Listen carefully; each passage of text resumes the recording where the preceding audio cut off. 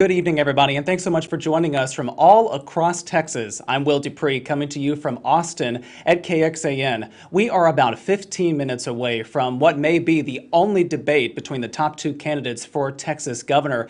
Greg Abbott and Beto O'Rourke will face a number of questions about some of the most pressing issues facing our state. Everything from immigration and the border to schools, guns, and abortion access. Tonight, the debate will be hosted by KXAN's Britt Marino and moderated by Sally Hernandez of KXAN, Gromer Jeffers with the Dallas Morning News, and Steve Spryster of KSAT in San Antonio. Here's a look at the venue where the debate is happening tonight at the University of Texas Rio Grande Valley campus in Edinburgh. Earlier, I spoke to our Texas Capitol correspondent Monica Madden from there about expectations for tonight. Monica Madden, thank you so much for joining us from the debate venue. We appreciate you taking the time this evening. Thank you, Will. Happy to be here. Yeah, everyone who is going to watch the debate tonight is going to notice a lack of reaction from an audience. And Monica, that's because the venue itself is going to remain empty this evening. Yeah, that's right. All of these seats are going to be empty. There won't be a live audience. And earlier today on the campaign trail, Democratic challenger Beto O'Rourke had a press conference, and he was criticizing the governor, saying that, you know, it was the governor who set these terms to not allow an audience. Beto O'Rourke was repeatedly saying that it was the governor who said no live audience. And Will, I want to do a little fact check and point out that both candidates agreed to terms and conditions set by Nexstar for this debate. So those terms included having it here in the Rio Grande Valley at this facility here in UT RGV campus. Another one of those conditions also included not having an audience. So again, both of those candidates agreed to not have a live audience for this debate. So although you won't be hearing reaction from the crowd, we'll be here getting a temperature, and of course we'll have a lot of reporting on what the energy is like between both candidates, and everyone can see that for themselves on TV and on our live streams. Yeah, the stakes for this debate are so high for both sides. So how impactful are the two campaigns viewing this debate and what could come out of it? Well, of course, for Governor Abbott, he has been trailing ahead and polling consistently by single-digit leads. So tonight, he just has to continue to energize his base and, you know, prove to Texans that he deserves a third shot at being their governor. Beto O'Rourke is going to have more of an uphill climb during this debate. Of course, he's been trailing behind in the polls, averaging around 8 points. So tonight for him is really all about just seeing if he can expand that coalition. Most of the voters we've been talking to leading up to tonight, they already have their minds made up. The stark contrast between both candidates are pretty clear here. So O'Rourke is really trying to expand his base and see if he can get more people to come out and show up for him on election night. So again, you know, this is a chance for both of them to really just reiterate their platforms and the issues they stand for and how they will deliver those as Texas governor. So it's a big night for both of them. And Well, I do want to point out, even though the governor is trailing ahead in polling against O'Rourke, this is the closest that any Democrat has come to in the polls since the 90s, when Governor Ann Richards lost her re-election campaign to George W. Bush. So really, even though you still see a significant lead by Abbott, this is the closest that a Democrat has come to unseating the Republican incumbent for governor. So high stakes for O'Rourke here tonight. Now, the last time these two candidates saw each other face to face was when Beto O'Rourke interrupted that news conference that Governor Abbott had in Uvalde. Today, some of the shooting victims' families came there to Edinburgh, where the debate is happening. And Monica, what do they have to say? Yeah, that's right, Will. Earlier today, I was at a press conference that Beto O'Rourke had with the victims' families from the Uvalde school shooting. And, you know, it was a really tough tone to hear those families again just talk about the grief and the loss they feel. You know, that was not too long ago that a gunman came to Robb Elementary School and killed 19 children and 2 teachers. So that pain for them is still very raw. And a lot of them have been raising their voices and say they don't have any plans to stop. You can assume because they were with O'Rourke that they are supporting him in this election. and I want to point out that their calls specifically are their calls for gun reform really do side with more of the Democratic policy points that O'Rourke has laid out for his campaign. So today, when the families were with O'Rourke, they were again calling on Governor Abbott to call a special session, a special legislative session, to make a couple changes to the state's gun policies as is. Their biggest one is to raise the age limit required to purchase an AR-15 style weapon. That's the type of rifle that the gunman used in Uvalde. So a lot of these parents think that that would have made a difference. He purchased that rifle when he legally turned 18, and they want it to be raised to 21. Now, Governor Abbott, in response, has said that he questions if that's constitutionally possible. He points to a couple different court cases for that, namely the United States Supreme Court in June ruled that their ruling expanded the rights for carrying a handgun, and there's also another district court case pending. But all of this to say, these families, think that that's an excuse. They point to the states like Florida, also a Republican state, which did raise the age limit after its mass shooting in Parkland, Florida. So again, these families are really just making those calls. And I did have a statement from the governor that I wanted to read to you, just his response to the families being there and the calls that they're making. This was a statement from the campaign. It reads, Governor Abbott and First Lady Abbott join all Texas in mourning every single innocent life lost that tragic day. And we pray for the families who are suffering from the loss of a loved one. Governor Abbott visited Uvalde over several weeks to meet individually with over 30 victims' families to provide direct assistance, and every month since the tragedy to ensure they are receiving all the resources and support needed to heal. So again, that was the campaign's response to those families being out there today and making those calls to make some legislative changes, expand or rather restrict gun rights. And they wish that they could be here tonight. But of course, as I mentioned earlier, there's not going to be a live audience, Will. Monica, we appreciate your reporting and what will come out of the debate tonight. We'll be following you. Thank you again for joining us. During the debate, we are going to gauge what a group of undecided voters here in Texas thinks about what these two candidates say during the debate, and you can all keep track of it live online. Jackie Kingston of KAMR in Amarillo explains how this is all going to work.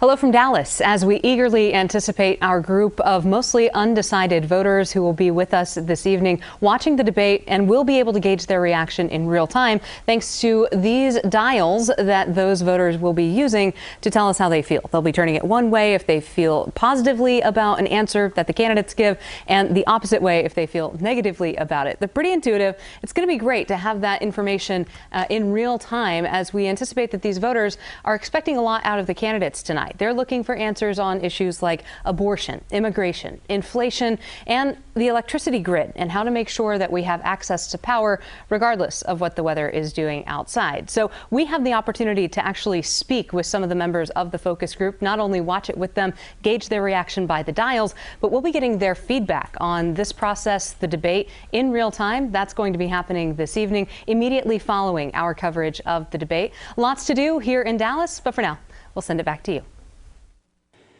Recent polling is giving Governor Abbott an advantage over his challenger Beto O'Rourke. Earlier this week, you can see here a poll conducted by Emerson College and The Hill had Abbott leading by 8 percentage points, and that really tracks with some other numbers recently. So what will it take tonight for the incumbent to maintain that lead, or the Democrat to shake up this race even more? Here to provide some analysis now is Dr. Gina Masulo. She's an associate professor at UT Austin's School of Journalism and Media. Dr. Masulo, thank you for being here, for taking the time tonight. Thanks, Will. I'm happy to be here. Yeah, your expertise and what you study really closely is political debate, so I'm very glad you're a part of our conversation this evening. So I really wanted to get your thoughts about what's at stake for these two candidates. We've mentioned it in the interviews we've done previously, but let's start with Governor Abbott. What do you think it will take for him to have a good night tonight? Well, I think for both candidates, Abbott and O'Rourke, they need to cast the other as too extreme for Texas. So Abbott really needs to make the case that O'Rourke is too liberal on the border, guns, abortion, and he needs to link him to Joe Biden's policies, in particular the financial woes we're having right now, inflation, and the potential for a recession. O'Rourke, on the other hand, kind of has to do the same thing, but opposite, right? Paint Abbott as too much of a Trump Republican with his trigger law on abortion that banned nearly all abortions in Texas and his failure to enact any gun restrictions following the massacre in Uvalde. So I think key issues are abortion, guns, and the economy. Yeah, there's been some polling about that, and we'll talk about that in just a moment. But let's turn and focus specifically on the challenger, Beto O'Rourke, in this case. A number of polls have him behind and trailing Governor Abbott leading up to the election. What's it going to take for him to come out of tonight as a success? Well, I mean, I think his main challenge is to get his supporters out to vote for him and convince them that he can win. You know, he's disappointed people in the past. I mean, he ran against Senator Cruz and got very close, but close doesn't really matter if you don't win. And then, you know, he also had the very short campaign for president. So I think his real challenge is to say, I'm viable. I can actually do this. So don't be discouraged and show up and vote for me. You did mention there about the voters that they potentially will be speaking to. We showed that poll, and bringing this up again, only 5% in that poll just earlier this month showed that they're undecided. So these two candidates have high name recognition. A lot of people know who they are. So who do you think they're gearing their message toward tonight? Well, I mean, if they're smart, they're fighting for women, Hispanic voters, and obviously undecideds. But the main battle is to get people to come to the polls. You know, I mean, Abbott needs to convince his voters that it's not a slam dunk, like I need you out here. And O'Rourke has to convince his voters, I can do this. Like, you're not going to be disappointed again. So really, their main thrust should be on the people who already like them, but might sit this election out because it's a midterm or they just don't think their candidate can win.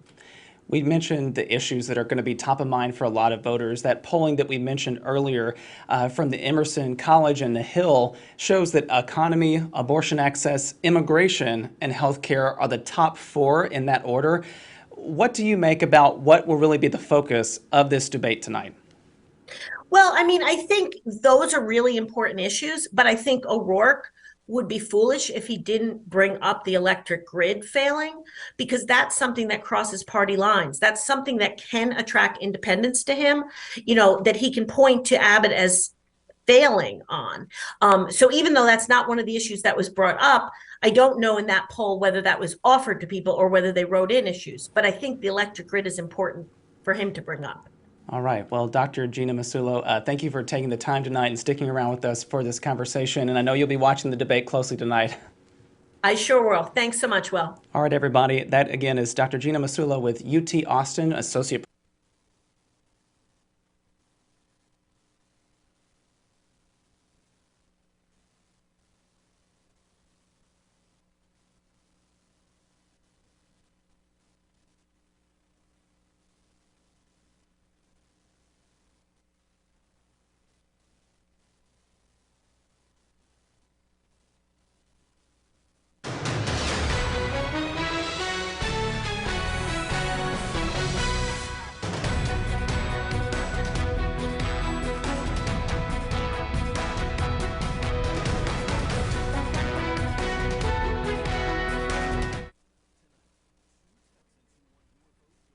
to face, challenging each other with opposing views on their vision for the future of the Lone Star State.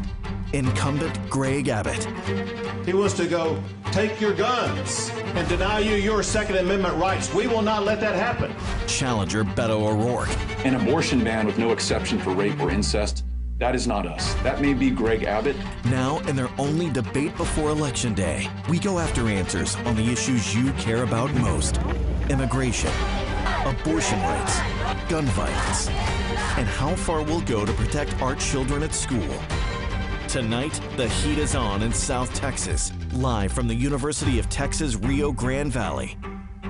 The Texas Governor's Debate starts right now. We are coming to you live from the Performing Arts Center at the University of Texas Rio Grande Valley in Edinburgh. for the Texas governor's debate. And we are so happy that you're joining us tonight. I am your host, Britt Moreno, anchor at KXAN in Austin. This debate is airing live from El Paso to Tyler and from Amarillo to Brownsville, carried by 14 Nexstar Media Group stations in Texas, as well as 5 partner TV stations. And we want y'all to join in the conversation on social media. Use the hashtag TXGovDebate. You'll see it there at the bottom of your screen. You're all here to watch these two men share their vision for the state of Texas. Asking the questions tonight are panelists. From KSAT in San Antonio, anchor Steve Spriester. My colleague at KXAN, anchor Sally Hernandez. And from the Dallas Morning News, political writer Gromer Jeffers. Candidates, let's briefly go over the rules for tonight. Each candidate will have 60 seconds for each question. If there are follow-ups, candidates will then have 30 seconds, and there will be up to 30 seconds allowed. At the end of the debate, each candidate will have 30 seconds for closing statements, and when your time is up, you're going to hear this bell. And with that, let's get started. I'm going to send it over to my colleague Sally with the first question. Britt, thank you. And again, thank you both for being here tonight. I can tell it's going to be an exciting night. Got a lot of questions to ask you both, but I just want to remind you, please pay attention to the time cues. This way, you're not talking over each other and I don't have to interrupt you, and our viewers at home can hear your answers tonight. Let's get to it. Immigration. Immigration issues are especially relevant here in the Rio Grande Valley. For years, U.S. Customs and Border Protection has ranked it as the #1 area for migrants crossing illegally along the entire southwestern border. Many communities here have suffered enormous monetary costs. Governor Abbott, let's start with you, and you have 60 seconds with this question. What would you do to alleviate the financial burden placed on these communities? We've been working to respond to the disaster caused by the Biden administration that has caused such an economic burden on these communities. Farms and ranches are run over, communities are disrupted, homes that are invaded. Remember this, just 2 years ago, we had one of the safest borders in decades, but under the Biden administration, we have more people coming across the border than ever in the history of our country. Texas has responded by making sure that we have the National Guard and DPS deployed where they're making arrests and turning back illegal immigrants, as well as what we're doing to help local communities by busing them from the area where Border Patrol is dropping them off to sanctuary cities in northeastern parts of the country. But what we're doing is making sure that we are keeping our community safe, and this is completely different than the way things would be under Beto, because he said months ago, there is no problem on the border. He said that he would reduce immigration enforcement. He even said that 95% of people coming across the border illegally, he would allow to stay. Okay, Mr. O'Rourke, I want to give you a chance to respond. And let me just repeat the question first for our viewers and for you. What would you do to alleviate the financial burden placed on border communities related to migrants crossing over? 60 seconds, please. What we just heard from the governor is what we are likely to hear over the course of this debate. He's going to blame people like President Biden. He's going to try to lie about my record, and he's going to distract from his failures, whether it's his failure to keep the lights on in the grid, his failure to address school shootings, or his failure in immigration. We are 8 years into his time as governor, and this is what we have on our border. In fact, $4 billion into Operation Lone Star. We're seeing not fewer but more encounters at our border right now.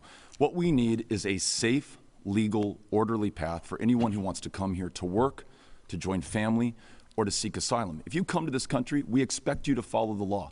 But on our side, we're going to make sure that our laws reflect our values and our interests. And I'm going to work with local leaders, Republicans and Democrats alike, to make sure that we have a Texas-based guest worker program to alleviate shortages that we have in our state for labor demands and reduce inflation and address supply chain issues as well. Thank you. Governor Abbott, you just heard your opponent talk about Operation Lone Star, and I have a follow-up question about that. About $4 billion in state funds has been directed to the Operation Lone Star Border Security Initiative. The program has seen its funding increase as recently as this past July. So the question, Governor, and 30 seconds if you can to answer this, should more money be allocated towards Operation Lone Star? And if so, Governor, how much? Well, candidly, we shouldn't have to allocate any money for it, because this is all because of Joe Biden's failure to do the president's job to secure the border. We're only having to do that because of Joe Biden's failure and because it would be the same pathway that Beto would take us down. Speaking of which, he talked about this guest worker program. He could have done that had he won the race for the Senate or won the race for president. That's not a job for governor. The job of governor is have to deal with the chaos caused by the Biden administration and its open border policies that Beto would replicate. What we have is chaos thanks to Governor Abbott right now. Okay, let me give you 15 seconds to answer the question for me. How much money should be going toward Operation Lone Star? And I'm telling you, $0 should be going to Operation Lone Star, and that's what it would be if we had a president who was enforcing the immigration laws of the United States of America. Mr. O'Rourke, I want to go over to you. 30 seconds for this question. It's the same one. Should more money be allocated towards Operation Lone Star? No, it's clearly failed.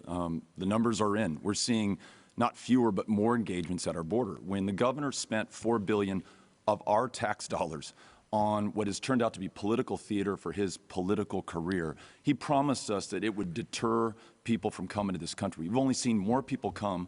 Now they get a bus ride to Chicago or Washington, D.C. or New York. We don't need any more stunts. We need solutions. We need those coming here to follow our laws. We need to make sure our laws follow our values. Thank you, Mr. O'Rourke. I'll give you 15 seconds, Governor. Sure. So these are efforts to protect our state. There is a record amount of fentanyl coming across the border. This deadly, Texas law enforcement has seized enough fentanyl to kill every man, woman, and child in the entire country. And this is because of Joe Biden's policies. Thank you, Governor Abbott. I assure you we have a lot of questions, a lot of topics to get to, and Steve has the next one. Thank you, Sally, and thank you, gentlemen, for both being here tonight. Mr. O'Rourke, I want to continue with the immigration topic now. You've criticized the deployment of National Guard troops to the border. Here's a clip of you speaking at a March rally in College Station. Our Guard members from Texas A&M who are on the border right now in Zapata and Webb and Hidalgo counties to go be part of a solution in search of a problem. A solution in search of a problem. More recently, you told the Houston Chronicle that you will put some troops on the border as governor. In 60 seconds, can you explain why your view on deploying troops has seemingly changed when it comes to the border? It hasn't. I've actually been to Zapata and Webb and Maverick counties and listened to these members of the Guard who had less than a week to say goodbye to their families and to their careers and into their communities to be part of the governor's political theater. Those aren't my words. Those are their words. So far, we've lost the lives of 8 Guard members. 4 of them have taken their lives, and 4 of them have died in questionable circumstances, none of whom, by the way, was killed by anybody coming in to this country. These Guard members say they have no powers to arrest or detain anybody. 10,000 Guard members, $4 billion, and it's been a complete failure, much as everything that the governor has done has been a failure for this state. What we need are solutions, not more stunts. Where we can have a strategic deployment on a voluntary basis for Guard members, let's do that. I've been consistent on that. Where we can partner with local sheriffs, with DPS troopers, let's do that. But we need to work on things like a Texas-based guest worker program to meet labor needs in our communities and ensure that our laws match our values. Thank you, Mr. O'Rourke. Governor, I want to talk to you. You talked about migrants and the busing of migrants.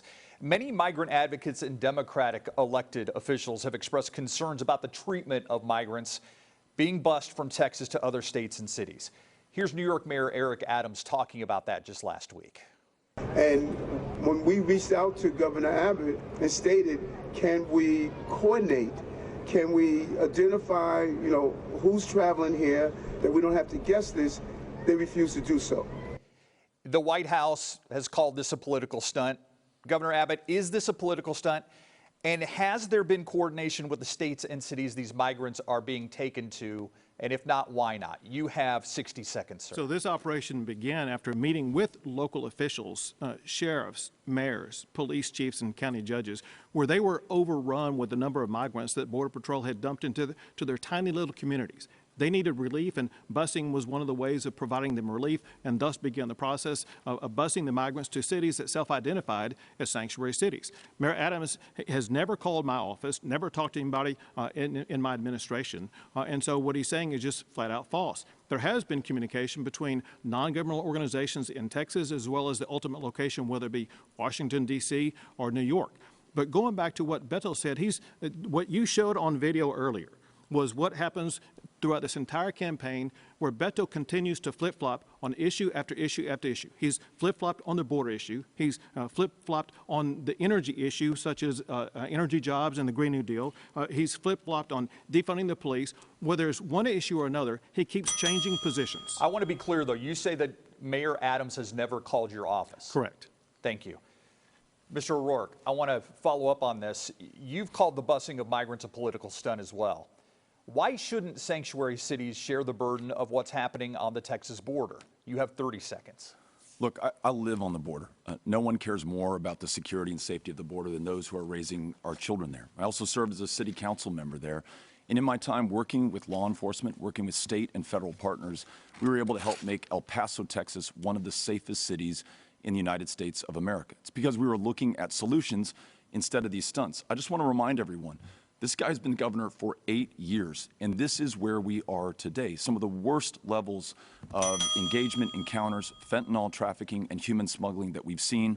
That's the result of stunts instead of solutions. Stick to the time, please. Thank you. Steve, I've got to respond to what he just said. Absolutely. I'll give you 15 seconds. He mentioned El Paso. The fact of the matter is the El Paso mayor, a Democrat, the El Paso City Council, Democrats, they are now busing more people than the state of Texas is busing. And he's not calling them out for them busing people to other regions. It's a completely different program. It is apples to oranges. And I'll tell you, this hateful rhetoric, this treating human beings as political pawns, talking about invasions in Texas, Texans defending themselves, that's how people get killed at the Walmart in El Paso. The gentleman in Hudspeth that we just learned about yesterday, this is incredibly dangerous for Texas and is not reflective of our values. Okay, Governor, I want to give you 30 seconds to respond to those charges. Sure. I mean, it's clear that Beto just wants to perpetuate the open border policies and mischaracterize exactly what's going on. He refuses to acknowledge that the city of El Paso, because they are so overwhelmed by Joe Biden's open border policies, they too are having to bus migrants out of their communities because they have no way of keeping them there. That's what we're trying to do to help our local communities and make sure that we are going to lighten the load. No one is for open borders, not the least of us who actually live on the borders. This is the kind of stunt that you get from Greg Abbott. We need solutions right now. I want to go to a follow-up for you, Governor Abbott, and it's on the busing question. These migrants are being sent to states and cities with Democratic leadership.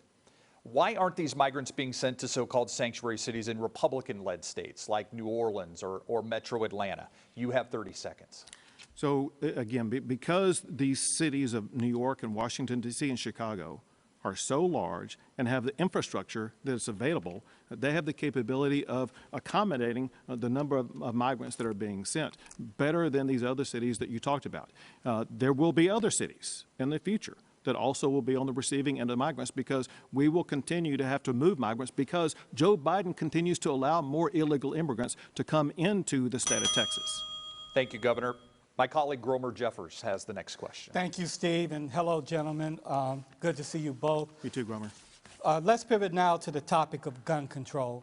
Following the Uvalde massacre, many community members made this one specific plea. Here's one student who survived the shooting at Robb Elementary. You have to be 21 to buy a case of beer, but an 18-year-old bought a gun to kill kids. That does not make sense. To be clear, that's a call to raise the age limit to buy an AR-15 style weapon from 18 to 21. A Republican governor in Florida broke with the NRA to sign this into law after the Parkland mass shooting. Governor Abbott, you say this can't be done in Texas. Mr. O'Rourke, you say it will be done if you're elected.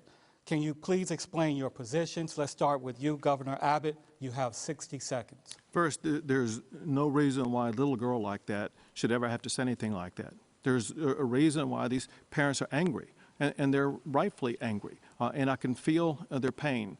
No parent should lose a child, and we want to do everything we can to make sure that does not happen. We want to end school shootings, but we cannot do that by making false promises. It's a false promise to suggest that we can pass a law that will be upheld by the Constitution to raise the age, and here's why. The most recent Federal Court of Appeals decision on this particular issue said that it was unconstitutional for a state to raise the age from 18 to 21 for a person to buy an AR-15. So any attempt to try to raise the age is going to be met with it being overturned.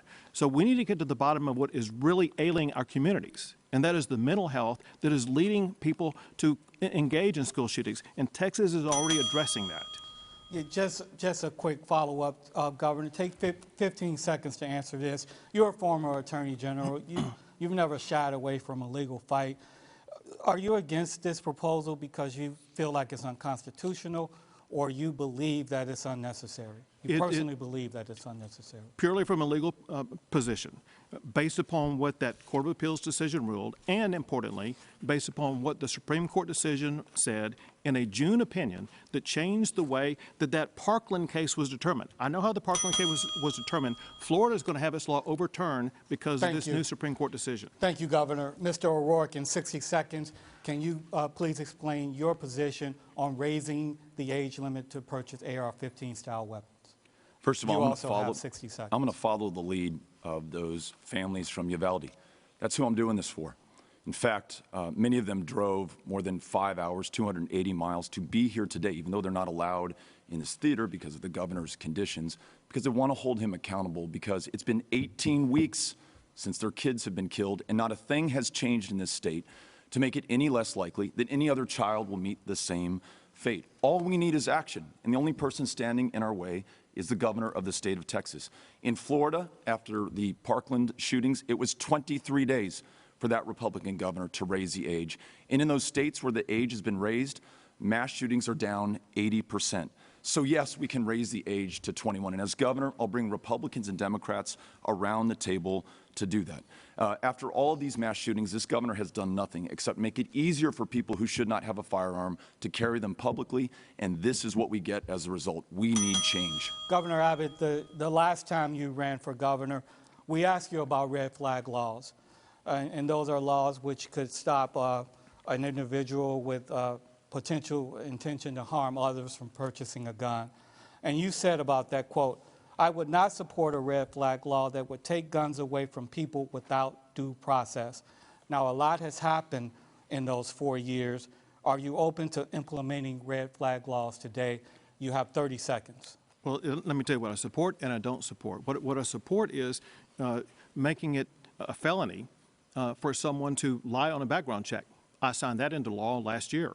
I approve of expanding background checks to include juvenile records. Also approve of making it a crime for criminal gangs to buy or to possess a gun. But I'm still against red flag laws for the reason that it would deny a lawful Texas gun owner their constitutional right to due process. Thank you, Governor. Mr. O'Rourke, you have been criticized at times for your positions on gun control, including this comment you made in 2019 while running for president. Hell yes, we're going to take your AR-15, your AK-47. We're not going to allow it to be used against our fellow Americans anymore. But in February, you told reporters in Tyler that you were, quote, not interested in taking anything away from anyone. So which is it, Mr. O'Rourke? Are you for confiscating AR-15 style weapons or not? You have 30 seconds. After losing 23 of my neighbors to somebody armed with a weapon of war, after talking to these families who could only identify their children in Uvalde by the shoes that they were wearing, it's clear to me that the only place that an AR-15 or an AK-47 makes sense is on a battlefield. But as governor of the state of Texas, I need to be focused on what we can get done. Raising the minimum age of purchase to 21, we can get that done. A red flag law, we'll get that done. Universal background checks, we will get that done. We'll make progress and take action where this governor has failed. Thank you, Mr. O'Rourke. So just to be clear, yes or no, are you for confiscating AR-15 style weapons?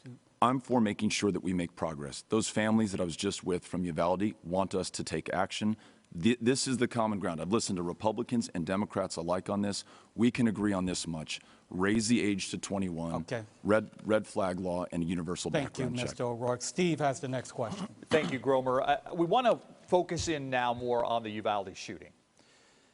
A gunman killed 19 children and 2 adults. Its effects, though, go far beyond Uvalde. Mr. O'Rourke, I want you to speak to parents of victims and really all parents statewide worried about their children's safety at school.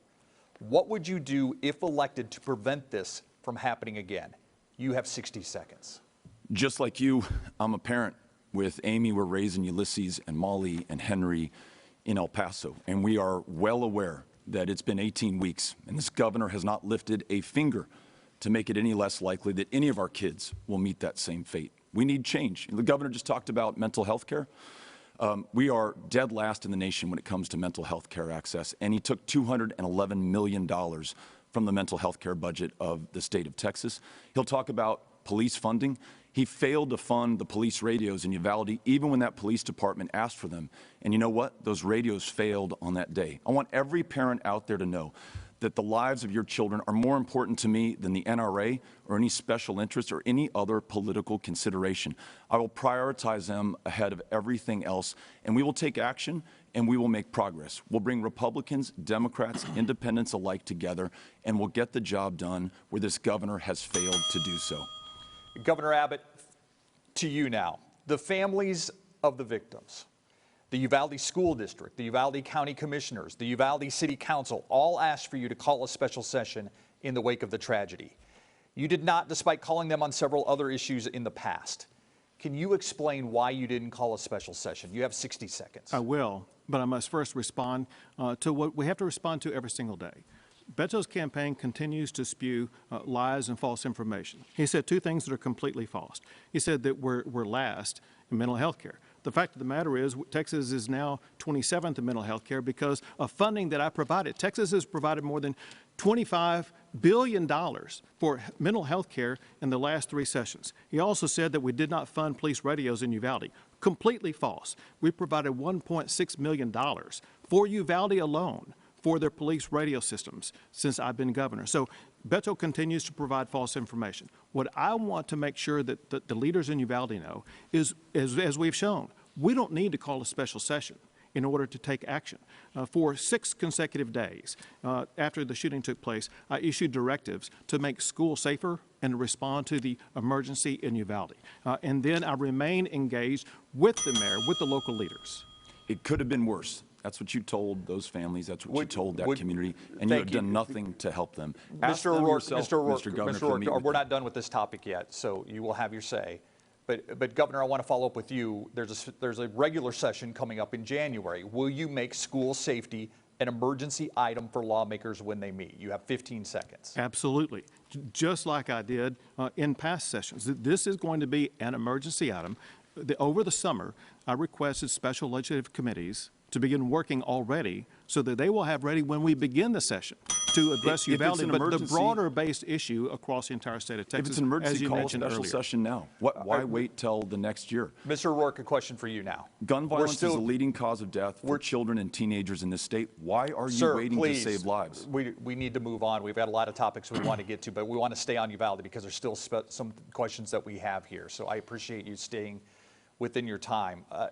Mr. O'Rourke, Uvalde School District Police Chief Pete Arredondo, who led the initial law enforcement response at Robb Elementary, was fired. Is there anyone else who should be held accountable for the mistakes made in that hallway in Robb Elementary that day? You have 30 seconds. The governor said it himself in an interview to Gromer Jeffers last month. There should be accountability up and down the ballot, beginning with Greg Abbott.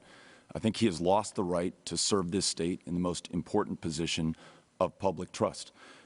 Furthermore, we know that there were 91 DPS troopers for whom he is responsible who were on the other side of an unlocked door, some for more than 70 minutes. There is a complete failure to hold people responsible accountable. Those families still do not have justice. As governor, I will make it my priority. Thank you, Mr. O'Rourke. Governor, now to you. There was it. Go ahead. I'll give you 15 seconds if you want to respond to what he said. Well, I was going to answer the question. I thought you were going to ask me. But I've got another question for you. Right after the shooting, you said this. But the reality is, as horrible as what happened, it could have been worse. It could have been worse. You heard Mr. O'Rourke bring it up. You later said you were misled about what happened inside Robb Elementary. If my memory serves me right, that was the day after. So we were just moments after what had happened. Who misled you, and will they be held accountable? You have 30 seconds. Everyone in that briefing room that provided me the information about what law enforcement did, what that comment was based upon was information by law enforcement about all the children in all the other classrooms that they evacuated during the time when the shooter was on the campus. What they did not tell me at the time, however, was that there were dozens, if not more, of other law enforcement that were hanging around in the hallway for over an hour without engaging in the Columbine protocol and going in and immediately removing that shooter, which is what they were supposed to do. And because they failed to do that, there does need to be accountability, not just for Pete Arredondo, but also for local law enforcement. DPS officers are under investigation as we speak right now. There needs to be accountability for law enforcement at every level for not following the Columbine protocol. You will be sure to hold DPS troopers accountable. Yes, as governor. In a word, yes. But second, there are at least 7 who are under investigation as we speak right now, 2 of whom are on suspension as we speak right now. And so I expect DPS officers and law enforcement across the state to follow the Columbine protocol. Governor, the buck stops on your desk. You blame everyone else. You blame Joe Biden for other issues. We need to move on. You blame we need to move people on for misleading topics. you. And actually, You are misleading this state. Sally will ask the next question. I do, and I think you're both going to want to talk about this next topic. It's the topic of abortion. A recent Next Star, Emerson College, and the Hill poll shows more than half of those polled say they are more likely to vote in this election because of the overturning of Roe versus Wade. You both are very outspoken on this issue, but what I want to do tonight is really drill down on specifics. Governor Abbott, you recently sat down with my friend Gromer over here and you talked about what women can do if they are victims of rape or incest. And here's a clip of that interview. Those victims can access health care immediately as well as to report it. Both of those have very meaningful consequences. By accessing health care immediately, they can get the Plan B pill that can prevent a pregnancy from occurring in the first place. Some healthcare advocates say emergency contraception like Plan B is often unavailable or it's too costly for women to afford. And trauma could prevent them from taking emergency contraception in the time frame that it's effective. So, Governor, we're going to start with you. With these concerns that I just laid out, is emergency contraception a viable alternative to abortion for victims of rape and incest? And you have 60 seconds, sir. Sure. So to directly answer the topics that you raised, on the availability of it, it's incumbent upon the state of Texas to make sure that it is readily available. For those who are victims of sexual assault or survivors of sexual assault, the state of Texas pays for that, whether it be at a hospital, at a clinic, or for someone who gets a prescription because of it. And so not only should be readily available, but the state of Texas is going to pay for it to make sure that it is available for them. But Governor, 30 seconds, or I'll give you 30 seconds to answer this one. I still want to know, is Plan B the alternative when it comes to somebody who is pregnant from rape or incest? Well, it depends on what you mean by alternative.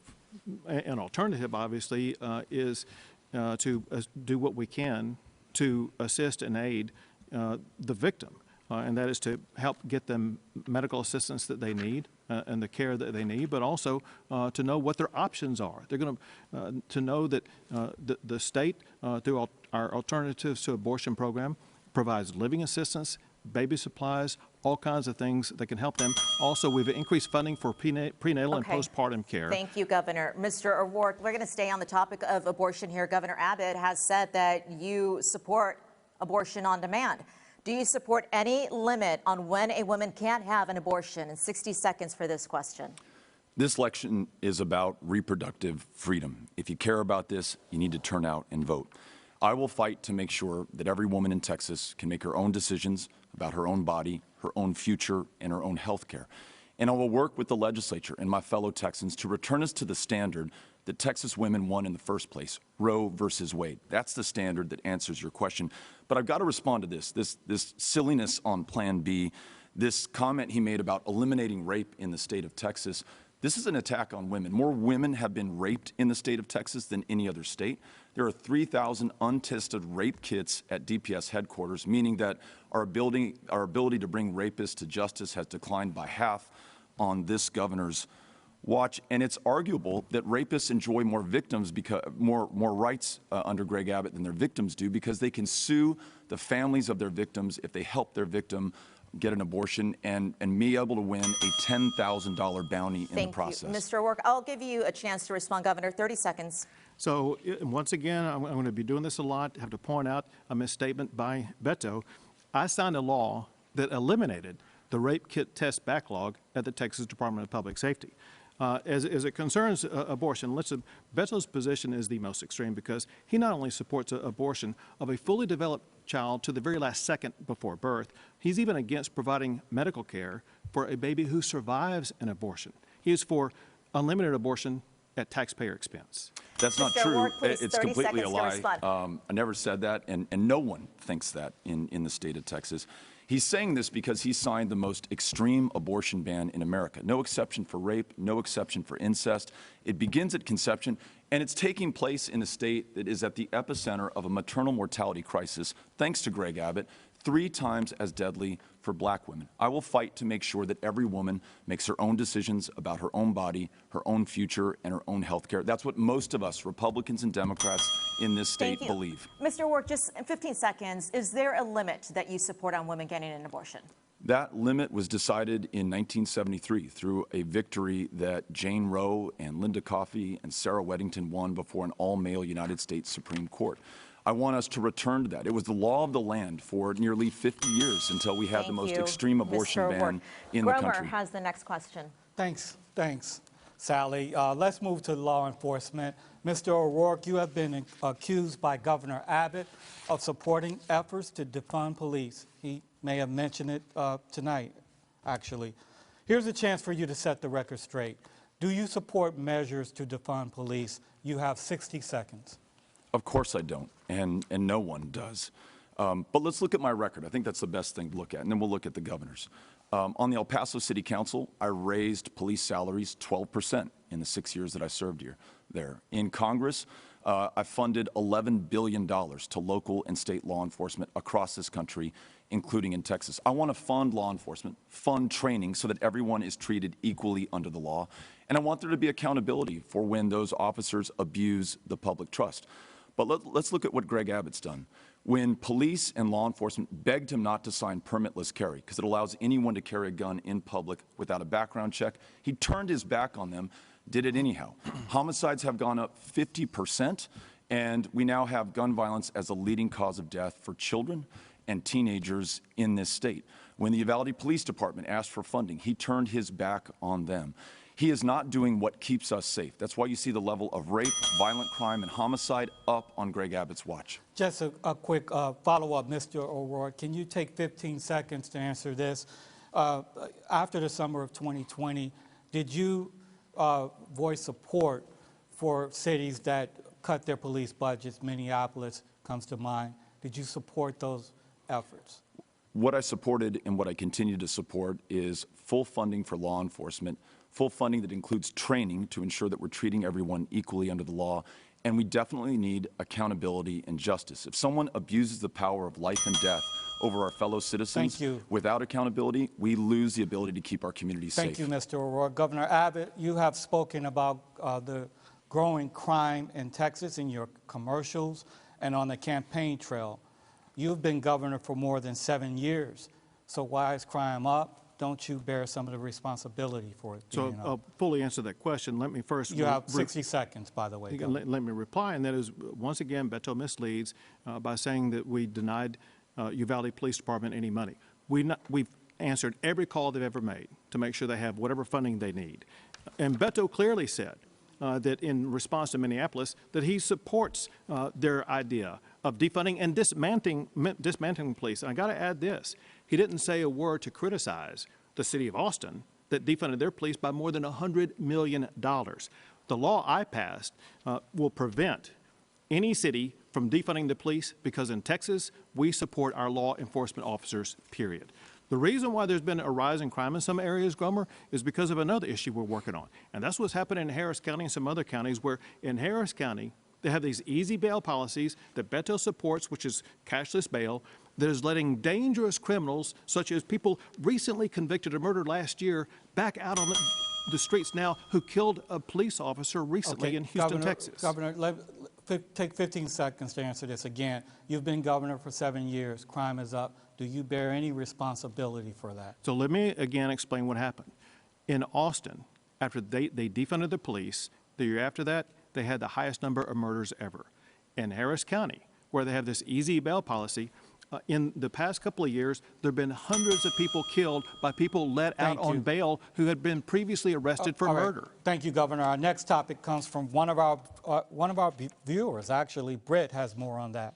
Yes, Grover, thank you so much. Candidates, I have our first viewer question for you. And just so you know, we use this as a jumping off point to then craft our own question for you. So here is Douglas Tyler out of Hayes County with his question. Douglas. Governor, what steps would you take to ensure that there's not another ERCOT failure like we had during the winter of 2021? How would you increase the generation capacity and reliability? Is it time for Texas to face reality and join the rest of the country in the cooperative grid system? Okay, clearly Douglas asked a lot of questions about the grid. Many Texans have similar questions, so we're going to break them down one by one. And for that, I will send it back over to my colleague, Steve. Thank you, Britt. And I want to thank Douglas for that question. And Governor Abbott, first for you. Following the outages in February of 2021, the legislature passed 18 different pieces of legislation aimed at improving the grid. An energy expert, Ed Hers from the University of Houston, said last month, quote, "No question the grid's better than it was at this time last year. The governor says it's never been more reliable. But if you're getting up off the floor, any kind of movement is better than what it was," end quote.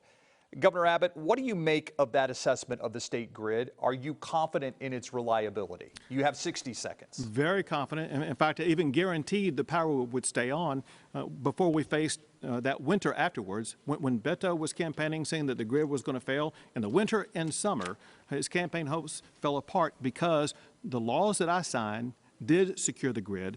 Ever since I signed those reform laws, no Texan has lost power because of the Texas power grid. And know this, Steve, and that is this summer we set 11 new all-time records for heat. Time and again, the power grid was able to keep up, and it's because of the reforms we were able to make.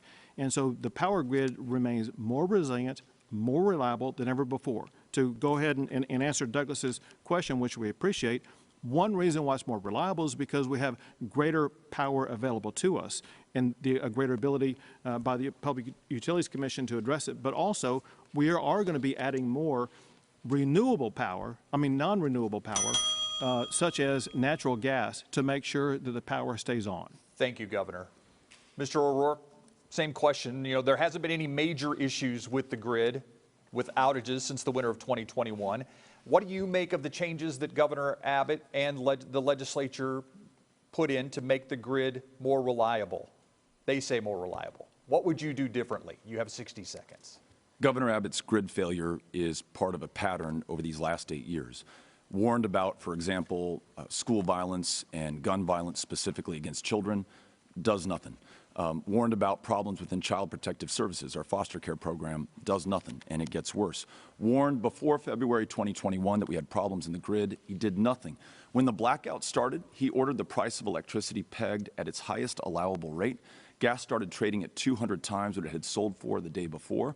Now we are all paying $45 more on average in our monthly utility bills. It's the Abbott tax that all of us pay. 700 of our fellow Texans lost their lives because of his incompetence and his inability to do what was necessary before February of 2021.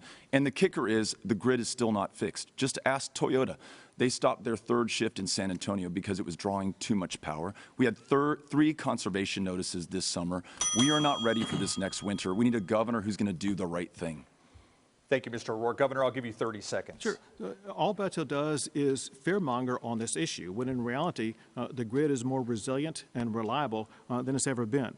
I do want to respond to the price because, importantly, Texans need to know this, and that is, after Uri, after the reforms that we passed, Texas has one of the lowest electricity prices in the country, far below the national average, and less than half of what the electricity price is in California.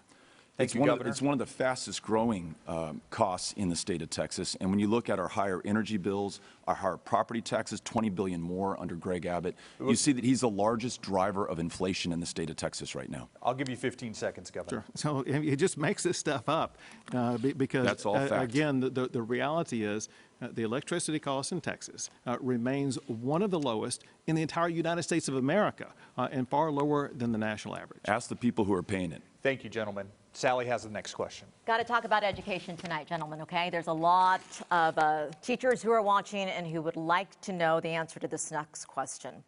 Texas school districts are hampered by an unprecedented teacher retention crisis. A Texas teacher workforce report reveals there were more than 13,000 new teachers in Texas for the start of the 2010-2011 school year. Okay, look at that number. Flash forward to the 2019-2020 school year. Less than half of those teachers remained. Former teachers cited everything from pay to burnout to safety as problems. Mr. O'Rourke, I want to start with you for this next question. How are you going to keep qualified teachers in the classroom? And you have 60 seconds. I mentioned earlier that Amy and I are raising our 3 children in El Paso, where they attend the world-class public schools there. And we know firsthand the important job that those educators do. And I want every educator out there to know that I've got your back. And I'm going to make sure that we pay you enough not to work a second or a third job. Because of Greg Abbott, our teachers are underpaid on average by $7,500 a year. I'm going to ensure that you have more valuable classroom time to connect with those kids. So we're going to stop the STAR test and allow you to focus on drawing forth that lifelong love of learning from every child before you. For our retired teachers, I'll make sure you have a cost of living adjustment every single year going forward. You haven't had one in 18 years, 8 of those on Greg Abbott's watch. And most importantly, I will treat you with the dignity and respect that you have earned and that you deserve. You sacrifice and give so much to our kids and to this state. We need to make sure we're holding up our end of the bargain. As governor, I will. 30 seconds to respond to this follow-up. You say that you do support teachers. Do you support giving them a pay raise if you're elected? And if so, how are you going to pay for that? Absolutely, I want to give them a pay raise. I want to make sure, again, that they're not working that second or third job. What I propose to do, and there's Republican and Democratic support for this, is raise the state's share of school funding. Right now, we ask property taxpayers, the homeowners and renters out there, to shoulder the majority of the burden. I want to make sure that the state is shouldering its fair share. We do that. We can reduce your property taxes at home and provide more funding for our schools, increase teacher pay, and more per pupil funding in every district in Texas. Thank you, Mr. O'Rourke. Governor Abbott, same question. How are you going to keep qualified teachers in the classroom is the question. Can you answer that for me in 30 seconds? I will, but I got to say that raise the state share of education funding is exactly what we did both in 2019 and 2021. In fact, I provided more funding for education than any governor in Texas history. I provided more funding for teacher pay raises than any governor in Texas history. As we gather here tonight, Sally, the per pupil funding in the state of Texas is at the highest that's ever been. So we will work with the teachers to make sure. I created a new program. I can tell you about. I'm going to give you 30 more seconds. This is your 60-second answer. Go ahead. I created a new program that provides a 6-figure salary for teachers. More than $100,000. It was used very effectively and broadly in the Dallas County or Dallas Independent School District area, and it's catching on around the state. If teachers will dedicate themselves to be these master teachers, they will be able to earn a 6-figure salary. Educators watching tonight, 15 seconds or less, are you going to give them a pay raise if you are reelected? Yes, just as we have given them a pay raise in the past, we will continue those pay raises going forward. He's been governor for 8 years. They're still underpaid $7,500 against their national counterparts. Per pupil funding let me give you 15 seconds. Down. Go ahead. I'll give you 15 seconds, but we can't talk over each other. Go ahead. Per pupil funding in this state is $4,000 less than our counterparts across the country. Educational attainment is at an all-time low pre-pandemic. In the average 4th grade classroom in Texas, most of those 4th graders could not read at grade level. Time is up, Mr. We need to O'Rourke. get the backs of those teachers. Time is up. We're going to go to Gromer for the next question. Thank you, Sally. The next 2 questions are personal questions directed to each of you only. There will be no opportunities for rebuttals. So let's start with you, Governor Abbott. University of Houston political scientist Brandon Rottinghouse said the following, quote, "In Texas politics, it's adapt or die. Greg Abbott didn't start his career as a right-wing Republican, but he certainly ended up there. Governor Abbott, you signed a law banning nearly all abortions without exceptions for rape or incest, and a law allowing the permitless carry of firearms. Critics, including some members of your own party, say you have moved too far to the right. Have you moved too far to the right, Governor? You have 60 seconds. Well, let's look at the issues that you brought up, and that is, for one, as a Catholic, and my wife and I, we've been pro-life our entire lives, so much so that it grew even stronger when we adopted our daughter. On the day she was born, I was the very first person to hold her after she was born, and I've seen firsthand the power that adoption can have, and it just further strengthened my belief in the power of giving life to every child possible, seeing how it can happen so successfully. I want others to be able to have that same sense of joy, not only that my wife and I have had, but also that our daughter has had. In general, one thing that we've been able to achieve across the entire state of Texas, we've ensured that we provide opportunity for everybody. Grover, as we gather here tonight, Texas ranks #1 in jobs created by black business owners and jobs created by Hispanic women business owners. Governor Abbott, just 10 more seconds. Have you moved too far to the right, though, in recent years? And what I tried to explain to you, Gromer, is that I'm governing from principles. I'm not looking at changing and constantly flip-flopping positions like other people do. I'm governing from my principles. Thank you. Thank you, Governor Abbott. Mr. O'Rourke, you served as a congressman from West Texas from 2013 to 2018. Since then, you had a close but unsuccessful run for Senate against Ted Cruz in 2018. 2 years later, in 2020, you had an unsuccessful run for president. Now you're running for governor. Why have you run for so many different offices? Is it about ambition or public service? You have 60 seconds. You know, I feel so lucky that through so much of my life I've had the opportunity to serve others. As a small business owner in El Paso, Texas, creating high-skill, high-wage, high-value jobs in our community. As a member of the City Council, as a member of Congress on the House Veterans Affairs Committee, delivering for those who put their lives on the line for this country, for all of us. It has been the honor of my lifetime. And now to run, to be able to overcome these failures that we see in Texas right now, whether it's a grid that doesn't work, teachers who are leaving the profession by the thousands, leading the nation in a number of school shootings, being able to deliver for people who are counting on us at this moment of truth to make sure that we come through. And it's not just me, and it's not just my political party. There are hundreds of thousands of people across the state of Texas who want change and are working for it. And it's my honor to be able to lead this campaign and to serve as the next governor of this state to make sure that we deliver for them. Thank you, Mr. O'Rourke. Let's go back to Britt now for another topic inspired by a viewer question. Yes, another viewer question for you tonight, candidates. And we did use this to then craft our own question as a heads up. So first, that initial question from a Nexstar News Nation viewer. It's from Missy Pena out of New Braunfels. Here's Missy. What are your plans to help get mortgage rates under control and make sure that housing stays affordable for everyone to avoid the issues we had in 08, 09, where everyone was losing their homes to foreclosure?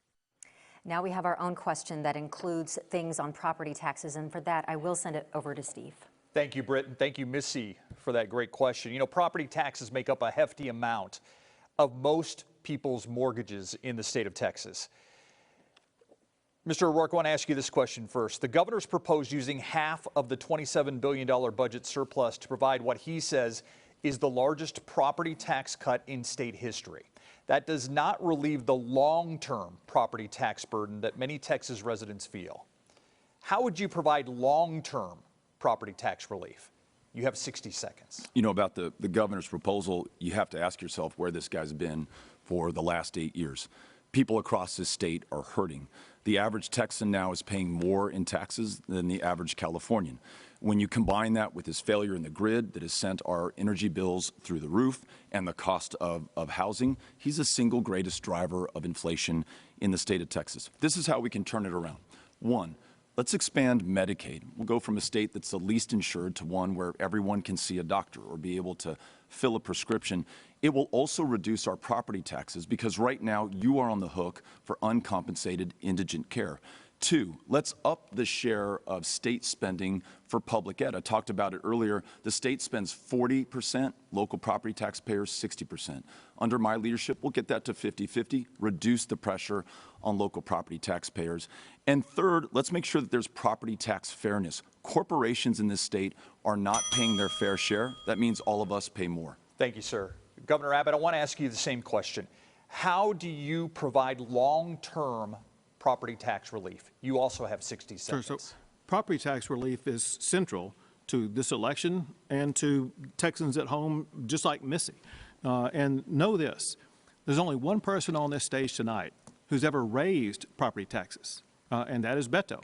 Beto raised property taxes 3 times when he was on the city council in El Paso. I will never raise property taxes. And one thing he knows also, and that is the state of Texas does not levy a property tax. That's only done at the local level. And so what the state of Texas has done, and we will continue to do, is to drive down the ability of the local governments from being able to raise taxes. And I'm the only one with a bold vision for actually cutting property taxes, as you pointed out. Because of our strong economy in Texas, we have a budget surplus of $27 billion. I want to use at least half of that $27 billion to drive down property tax rates. Steve, it can be done in a long-term basis if we use that to lower the school property tax component. Thank you, sir. He raised my name in that. Yeah, okay, I'll give you 15 seconds. Thank you. Like many local leaders, we have to deal with unfunded mandates sent down by Greg Abbott. That's our mental health care system, where the county jails are the largest provider of mental health care services, our schools. As governor, I'll make sure that we expand Medicaid so we reduce that demand and up the share of state spending. That's how we get this done. I want to move on because this is an important topic, and we've got a lot of things we want to try to get to in this short hour. Mr. O'Rourke, you say you would take the burden off property tax owners by creating other revenue streams, most notably legalizing marijuana, expanding Medicaid, and closing loopholes enjoyed by commercial property owners. But how will you get those proposals through a Republican-controlled legislature? 30 seconds. Republicans and Democrats alike across this state want to make sure that we reduce property taxes. I think we all have a vested interest in that outcome. They also agree on common sense bipartisan solutions. Expanding Medicaid, all that means is getting $10 billion back of our federal income taxes to this state to reduce our property taxes. Why Greg Abbott has not done it when every border state has is beyond me. Making sure that we legalize marijuana so we no longer spend $500 million locking people up and forgo another $500 million in revenue, again, makes no sense. Thank you, Let's sir. legalize marijuana and get this We done. need to move on because I want to make sure we give the governor a chance to answer my next question. Your campaign team has said since taking office, property taxes have been reduced by $18 billion. Yet those reductions have not kept pace with rising property values that increase the taxes homeowners pay. How do you solve this problem without introducing additional revenue streams? You have 30 seconds. Sure. So one way that we have reduced property taxes is through those homestead exemptions. Another way that we've done it is by buying down the property tax rate at the school district level. And what I propose to do with this $13.5 billion, if not more, is to drive down those property tax rates even further. My goal is to eliminate the school property tax that's imposed in the state of Texas so that people can genuinely own their own home without being taxed out of it. Mr. O'Rourke, I want to give you 15 seconds. He's had 8 years to get this done. If it's such a good idea, why are we talking about another 4 years to accomplish that? I will reduce your property taxes as governor. This guy has raised them by $20 billion, 40% increase since he first took office. You want more property taxes, vote for Greg Abbott. Governor, I'm going to give you 15 Sure. seconds. So anybody who knows anything knows the state does not raise property taxes. The only reason why it would have gone up is because of valuations. That would mean that I get credit for the biggest enrichment that people have had. I will not take that. One thing we have to do to add on top of it, we need to reduce the appraisals. We've got to completely change the appraisal system. Thank you, sir. We're running out of time. Let's actually throw it over to Britt now. Thank you, and thank you, gentlemen. You made it. That's all the time we have for questions tonight, and now it's time for your closing statement. So, Mr. O'Rourke, we'll start with you tonight. 30 seconds for your closing statement. Your time starts now. Thank you.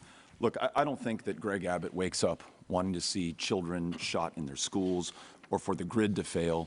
but it's clear that he's incapable or unwilling to make the changes necessary to prioritize the lives of our fellow Texans.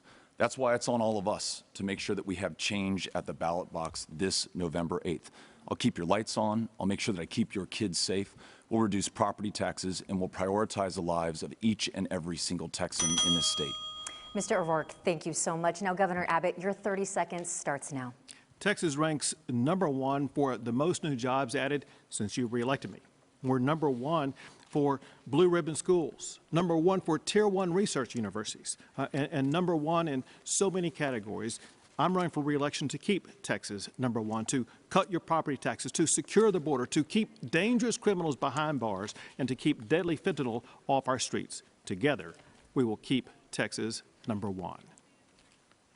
Governor Abbott, thank you so much. And that concludes our debate tonight. I want to thank the candidates and our moderators for being here with us tonight and for participating. I also want to thank the University of Texas Rio Grande Valley for hosting us here in South Texas tonight.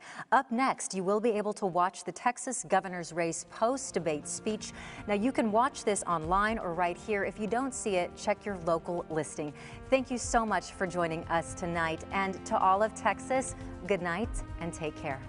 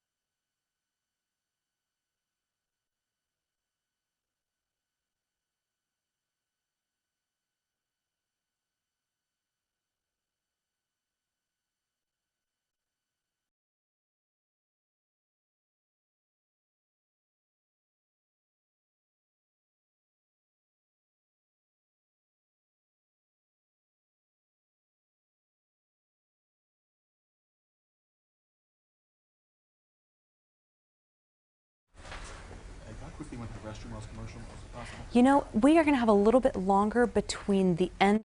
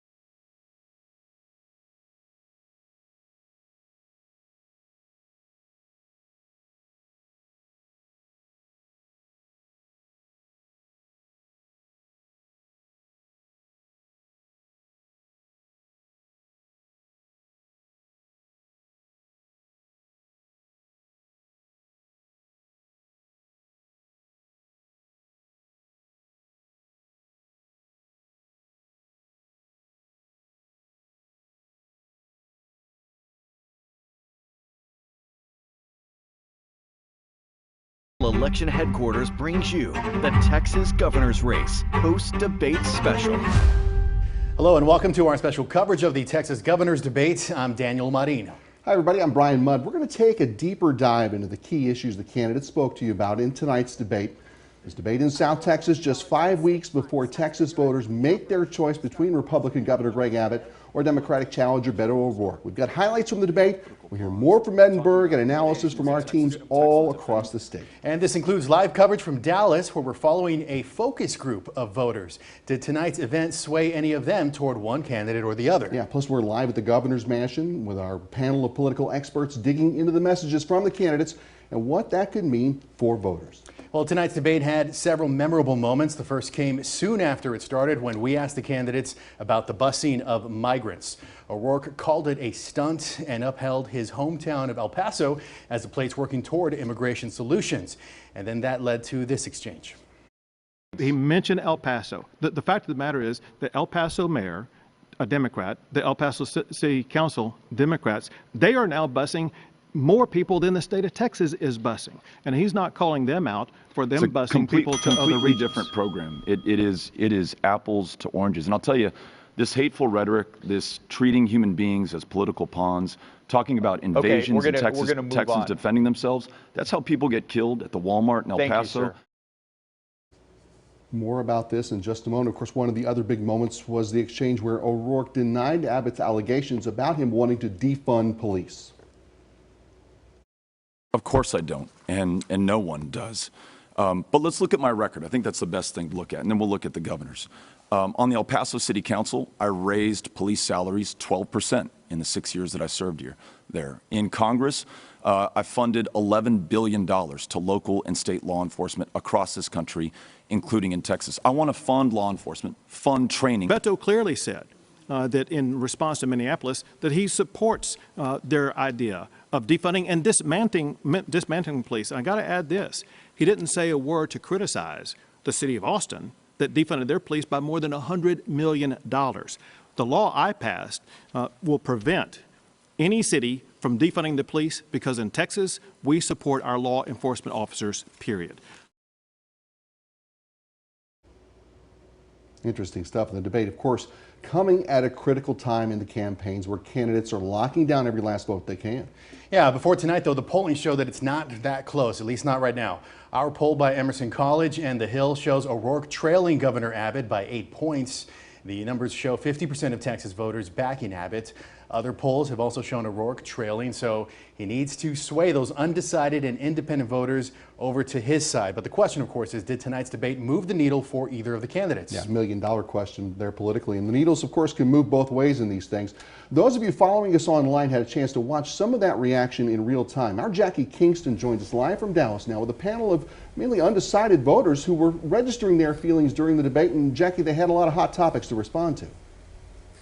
We certainly did. Welcome to Dallas and one of the most exclusive watch parties across the state of Texas tonight. We're joined by a diverse group of voters, many of which are undecided on these topics and on these two candidates, or they were prior to about an hour ago. We gathered this focus group together of Democrats, of Republicans, of independents, all from varied and diverse backgrounds to tell us more about how they feel about what they heard during this debate. We're so grateful that y'all were able to be here tonight. We're grateful for your insight that you've already offered for us, and we'll be talking with you a little bit more in this broadcast tonight. But we were able to get those by the minute and by the moment updates from these undecided and some decided voters here in studio, thanks to the work of our data experts who are standing by just across the studio from me now. We have Dan and we have Dave, who are here all afternoon working with the technology that we used, the dials that we'll explain in just a moment, to make sure that they were all calibrated, all ready for these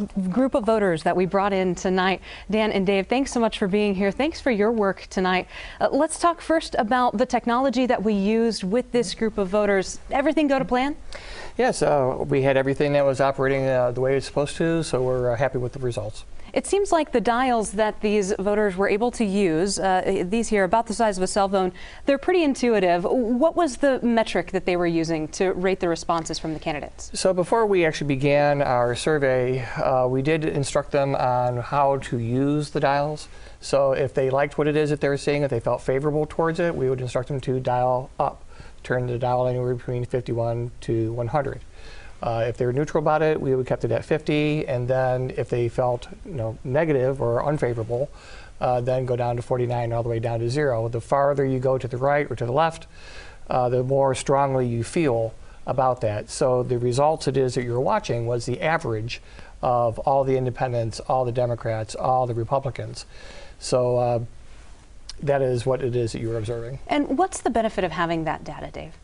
Well, very similar to what happens when you do a focus group for lawyers, for example. They'll do mock trials, and so they want to see how people respond to different topics. And so in a very similar vein here, what you were able to see is how people were responding to the different topics it is that were brought up by our candidates today. And knowing that this is the only debate that these two candidates have agreed to this point, there'll be some interesting data coming out of this and some important data for all sides of this debate and this election. Dave, Dan, thank you for your work today. Thanks for making sure that we had these responses. We did have a couple of moments in this debate where these voters were very decided, very passionate, one way or the other, and all over the place. And we were able to watch that in real time because of that data. And our viewers were able to watch that as well on stations and websites all across Texas. So some of the answers that these voters were looking for, they told us before they came into this focus group tonight, were issues about abortion and immigration, inflation and mass shootings, and how to handle gun control in the state of Texas. We'll be talking with these voters throughout the rest of the hour in just a few minutes, so we'll get their response, talk to them one-on-one, and see what they have to say about what they were able to watch tonight. But for now, we'll send it back to you in Austin. Hey, Jack, you have a quick question for you. Was there a moment in the debate, I know that they had their controllers, but was there a moment in the debate that drew kind of an audible response from these voters there? You know, it's interesting. At the very end of the debate, when we were kind of wrapping things up, when the two candidates were giving their final statements, our panel here, our focus group, were a little bit more audible with their reaction to these candidates. But they've been a little reactionary all night. They're ready to talk. They're ready to give their opinion in the next segment that we have. Very good. We'll look forward to that, Jackie, and everybody there in Dallas. Thank you. Some varied, immediate responses there. Maybe some deeper perspective now on how the candidate's performance will play long-term on votes and in policy. Let's go live to the governor's mansion here in Austin. Joining us now is Josh Hinkle, host of our State of Texas Politics program. And Josh, you brought together a few experts to go over the responses. Yeah, that's exactly right. And in just over 5 weeks from tonight, we will know whether voters decide that Governor Greg Abbott should continue living here or whether Beto O'Rourke will become the first Democrat in nearly 3 decades to call this place home. But tonight, this place is the site for a panel of political experts. Joining us now is John Whitman, the founder of Whitman Public Affairs here in Austin, and he's worked in Texas politics for nearly a decade, including as Governor Greg Abbott's former communications director. He's also managed the communications team on Abbott's successful 2018 re-election campaign. And Katie Naranjo has served as the chair of the Travis County Democratic Party since 2020. She has extensive campaign experience as a consultant, recruiter, and fundraising organizer for Democratic candidates. She's also a healthcare advocate and CEO of a small business here in Austin. Welcome to both of you. Thanks, Josh. I want to ask you to start off, what were your general impressions of the debate? How did you think it went tonight, John? Yeah, you know, Josh, I think that overall it was actually a pretty non-dramatic debate, which I think is a really good thing for Greg Abbott. I think the Abbott campaign has to be feeling really good tonight and feeling like it came out on top with a win. In a debate like this, typically the challenger who is down really needs to have that breakout moment.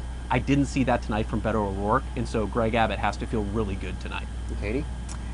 You know, while I agree there wasn't a breakout moment in the debate, I think the reality is accountability has been established. The lack of accountability the governor has put when it comes to in his immigration policies, his stunts, in fact, when it comes to gun control. And so if you, as a female voter, a mom sitting there listening myself, think, holding people accountable that as a breakaway moment, then it gives voters the power to hold the governor accountable. You mentioned immigration. Obviously, this debate was in South Texas, so immigration and the border were big topics in the debate. Let's take a listen to what the candidates had to say about that.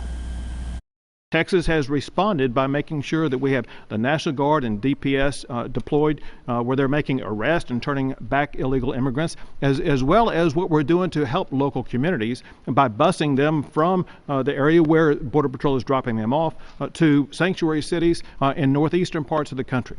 But what we're doing is making sure that we are keeping our community safe, and this is completely different than the way things would be under Beto, because he said months ago, there is no problem on the border. We are 8 years into his time as governor, and this is what we have on our border. In fact, $4 billion into Operation Lone Star. We're seeing not fewer, but more encounters at our border right now.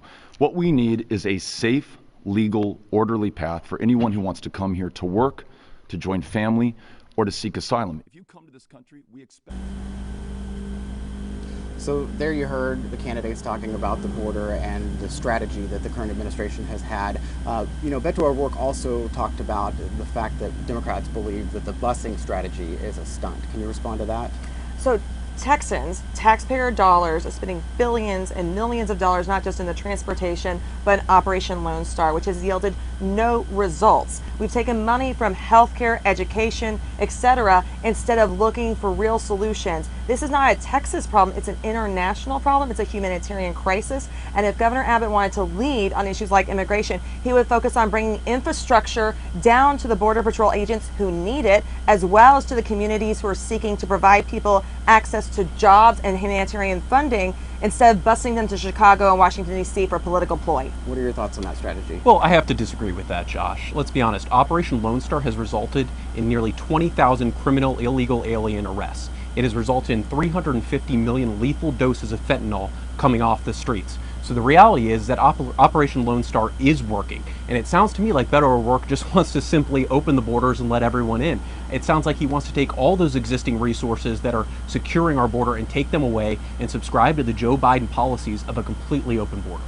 2 years versus 8. In 2 years, President Biden has been the president for 2 years, whereas Abbott has been for 8. We have now 2 million interactions of folks coming across the border illegally. We have 116,000 people looking for refugee status or asylum. And so what's happened is that in 8 years, Governor Abbott has done nothing that actually yields real results. Putting people in jail is more taxpayer dollars spent versus looking for real solutions with our federal allies as well as with Mexico. Brief response. The bottom line is this.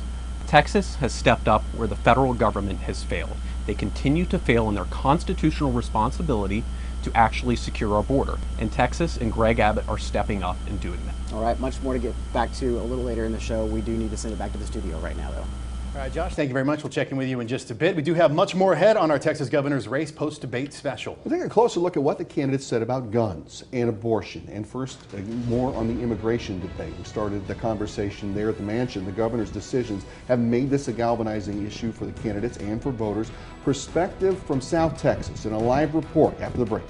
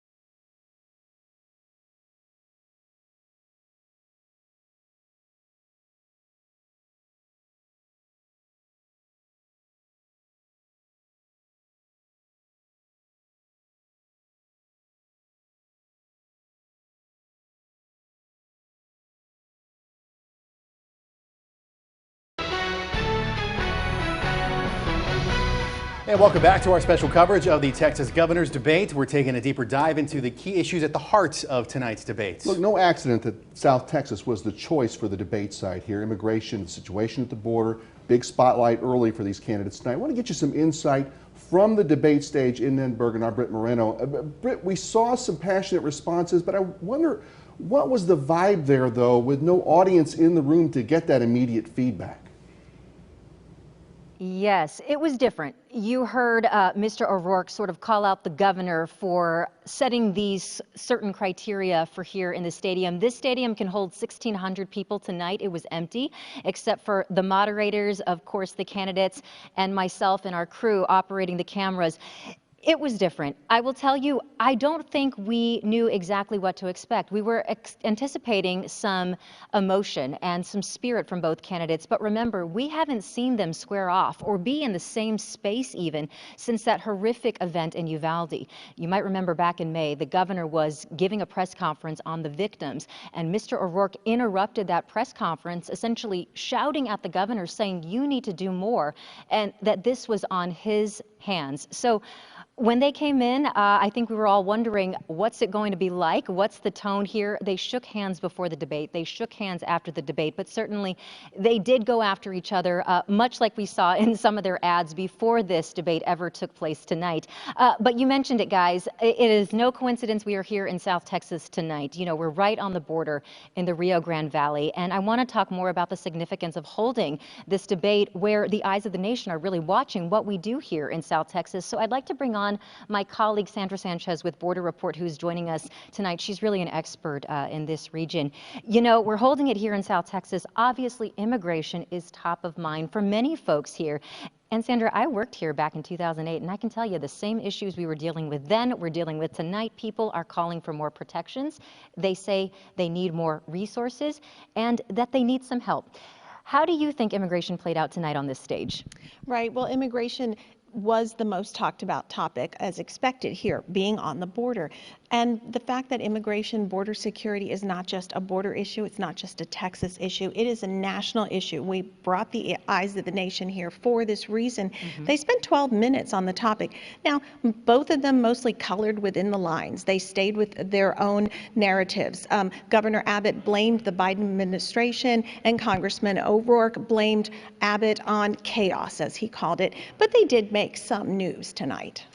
One thing that stood out to me was sort of a different tone from Mr. O'Rourke. He promised working across party lines and working with Republicans. And up until this night, I really wasn't clear on whether he actually saw a problem here in our border communities. He acknowledged that there was, which I thought was different. The other thing that stood out to me was that he said, you know, we need to develop a guest worker program. Have you heard him saying things like this? Well, you know, he's backed Helping Dreamers and DACA participants. The guest worker Texas-based program, I wish we would have gotten more on that. I'm sure it's a way to employ migrants and to boost our economic resources, to fill the jobs here. The other thing that he said that I thought that was really interesting that I hadn't heard was a voluntary National Guards participation. I don't know how that would work, and I wish we could have had more time to explain it. The other thing that Governor Abbott talked about had to do with the busing in New York. Did you catch that? Yes. He said that Mayor Adams had never reached out to his office, and Mayor Adams said recently, told the Texas Tribune that they did reach out, and they were trying to coordinate the receipt of these migrants or the stop of them. But Abbott said he was doing them a favor by sending them to cities that they wanted to go to. You know, we wanted to learn more about some of the specifics with immigration and the border. We wanted to know if Governor Abbott would at least admit that Operation Lone Star maybe wasn't what he thought it would be. For example, we wanted to know if and what Beto would do should he be governor. The people here were looking for answers. Do you think that they got that commitment from anyone of the candidates? Well, you know, I thought it was interesting. Governor Abbott said he wished he didn't spend any money on Operation Lone Star. I have never heard him say that. He said if the Biden administration did their job, he wouldn't have to do this. That was an interesting take. Did both of the candidates explain everything they should have? No. I expected Governor Abbott to talk more about the border wall, the state-funded border wall. Yesterday, there was a report that he issued a contract for $300 million to build 14 more miles, 7 of it here and 7 in Del Rio. Why didn't Congressman O'Rourke bring that up? Why didn't he talk about how much money that costs the state and how long it's taken to do it? Or the economic resources and vitality of this region that were shut down in April for 4 days when the Mexican truckers blocked the bridge because they were protesting the inspections caused by Operation Lone Star. Not to pick on Governor Abbott, because he could have brought up the fact that he negotiated MOUs with the governors of Mexico, and now they're inspecting the trucks south of the border. There was more I wish we could have heard. We needed more time for that. But I have to say, there was such a great variety of topics, and I'm glad that we heard the others. And that's what I think is the takeaway from tonight. You know, we talked about immigration here, but the folks here in South Texas want people to know we are more than just a border of community with issues. No, we have economic trade that's happening here and international business. So it will be interesting to see if what the candidate said tonight spoke to people here in South Texas and really all of Texas. Guys, with that, we'll send it back. Britt, Sandra, thank you. We'll be watching for that vote on election night for sure. Still to come, what the candidates for governor are saying about guns in the wake of the Uvalde shootings. First, the issue, though, of abortion leads to an interesting exchange between the candidates. You're watching the Texas governor's race post-debate special.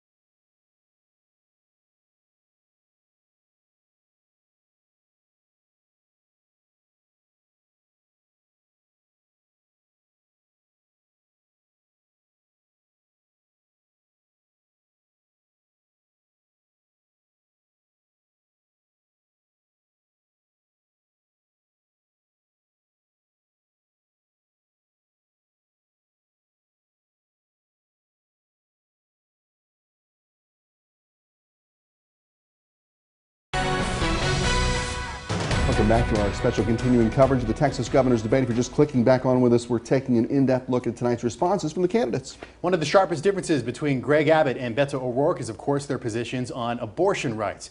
And, of course, the candidates were asked about this tonight. Now, for some insight on what they said or didn't say, let's go back to State of Texas host Josh Hinkle, live outside the governor's mansion, along with a pair of political experts.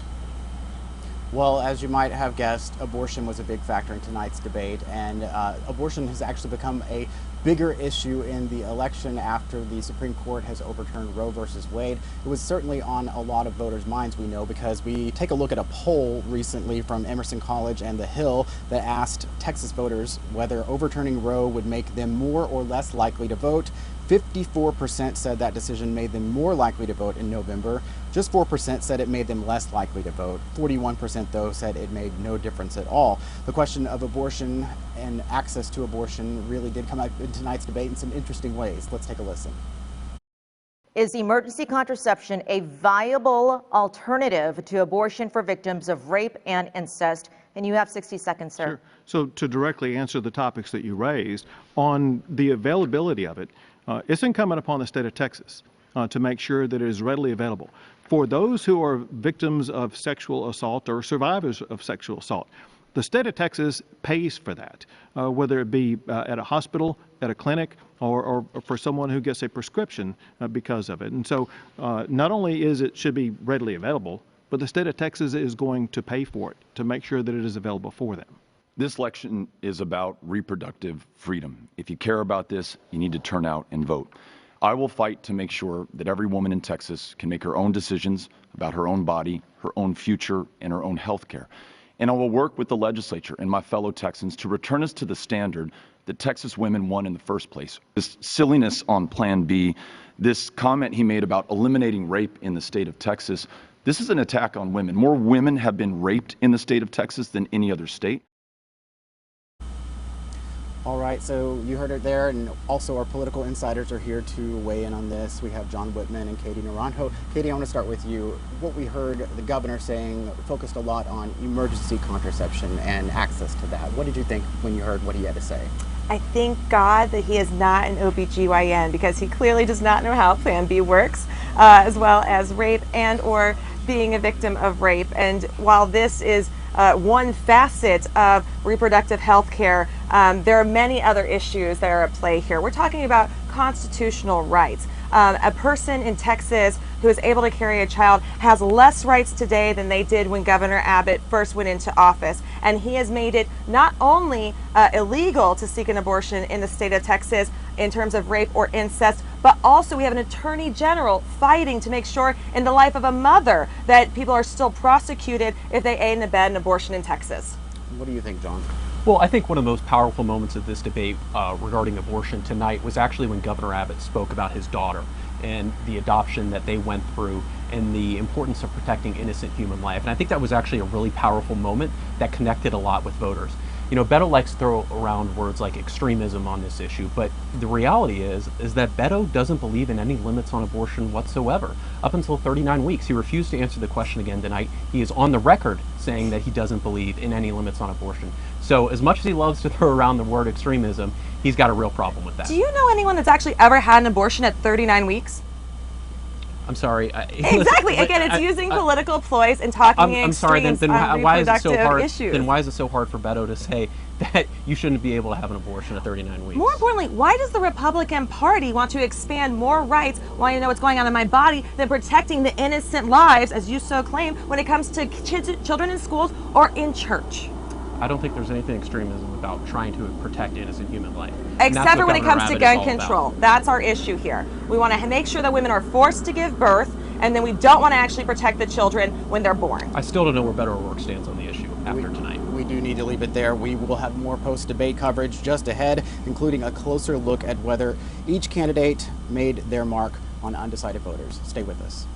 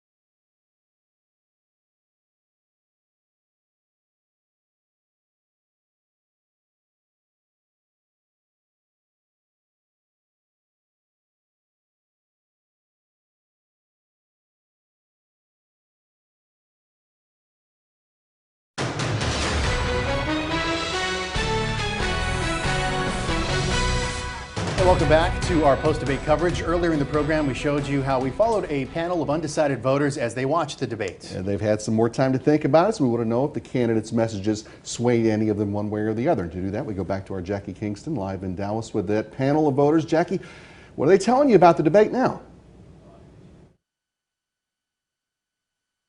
Mostly undecided voters here in Dallas. We got to watch as the two candidates talked about Uvalde and the mass shooting and gun control and their response to that. Our panel were pretty vocal at that point, but have more to say. But we want to take you back to that moment in the debate and let you see what we saw here in the studio as our panel, our focus group, were able to use their dials and react to that moment in the debate in real time. Take a look. This is going to be an emergency item. Over the summer, I requested special legislative committees to begin working already so that they will have ready when we begin the session to address Uvalde, but the broader-based issue across the entire state of Texas, if it's an emergency, as you call mentioned a special earlier. session now. Why wait till the next year? Mr. O'Rourke, a question for you now. Gun violence is the leading cause of death for children and teenagers in this state. Why are you waiting to save lives? So many here of our group of our focus group, some of our undecided voters, many of you I know tonight, and thanks again for being here, are parents. And the gun debate was something that you were really passionate about and had a strong reaction to, as we just saw during that soundbite. Was anyone swayed during that discussion? What decisions were you able to make tonight? You here in the front. So I don't know if it was swayed was the word or unswayed, but I know one thing going into this debate, Abbott refused to participate if there was going to be his own constituents in the crowd. And this happened in the southern border. That's not Uvalde per se, but that to me was very telling that, you know, a two-term governor was going to refuse to participate if his own constituents were in the crowd. So that kind of, I went in here undecided or open mind, but, you know, reading that earlier today going in, it definitely, you know, swayed me in a more negative way towards Mr. Abbott. Talking about the gun debate, talking about and hearing the candidates and what they had to say about Uvalde tonight. I know a lot of you are parents in the room this evening. Did what you hear during the debate change your mind or elicit a reaction from you either way? Were you moved emotionally by what they had to say? You keep having a reaction. Would you respond to that? From a parent and a teacher perspective, yeah. It's just very hard to unsee things like what we've all seen on the news and televised events. So you don't have to be somebody that's in the classroom every day like me. You don't have to be somebody who drops your kids off every day to understand and know the impact of Uvalde and moving forward, you know, in the future, never letting anything like that happen ever again. I know that you guys had a lot to say during the focus group. We were able to track your reactions in real time. But before our debate this evening, we polled you with a couple of questions. And one of the responses that we got, we want to share with you now. We have a graphic to show you. This is how you voted. As we said earlier today, who would you vote for if the debate were or if the election were happening tonight? Were happening before the debate this evening. And this was the results from that poll that we took in real time here. Greg Abbott leading, the incumbent, Governor Greg Abbott, Beto O'Rourke bringing in 27%, our undecided voters 33% as well. As we talk about that, and we talk about the way that you've responded throughout the debate and the way that I know many of you have said that these candidates moved you tonight, I want to ask you the same question. So pick up your clickers one more time, and I'll ask you just to vote. This is another mock election. The election is happening now. If you would vote for Governor Greg Abbott, the incumbent, move your dial to number 1. If you would vote for Beto O'Rourke, move your dial to number 2. And if you're still undecided after that debate this evening, move your dial to number 3. So Greg Abbott 1, Beto O'Rourke 2, undecided 3. Go ahead and lock in your answers now. We want to take that poll as well. Did any of you who, I know that many of you said that you planned to vote in the November 8th election, just a show of hands tonight, have any of you decided that you don't want to vote, or are all of you more determined than ever to get out and vote? More determined than ever? Definitely going to vote. Definitely going to vote. We're glad to hear that. I want to ask you too, you know, there were a lot of issues. Do you feel like you got more clarity? Again, a show of hands. Did any of you walk out of here knowing for sure how the candidates stand on the issue that you cared most about tonight? Did you get the answer you wanted? Show of hands if you did get the answer you wanted. And some of you did not get the answer that you wanted. Fascinating results. Thanks so much for being here. We want to see if we can take a look at the polling numbers. Do we have the results from the mock election that we just took here? Let's take a look at how you would vote after the debate. The undecided number shrank. Beto O'Rourke is now in the lead with 50% of our voters here, and Governor Abbott is losing that election if the election were held this evening. Again, thank you to all of you for weighing in. Thanks for being here. Don't forget that you can watch the reaction, the debate, again with our focus group and their reaction in real time throughout the debate with that meter on the screen, as you saw in the soundbite that we took just a moment ago on our websites across the state. That'll be available for replay, where you can watch as our focus group was able to respond. Some interesting data coming out of Dallas, y'all. All right, Jackie, thank you so much, and send our thanks along to the men and women there who helped us out tonight. Still to come, the candidates and guns and Texas schools. We'll dig deeper with our panel of experts live. You are watching the Texas governor's race post-debate special.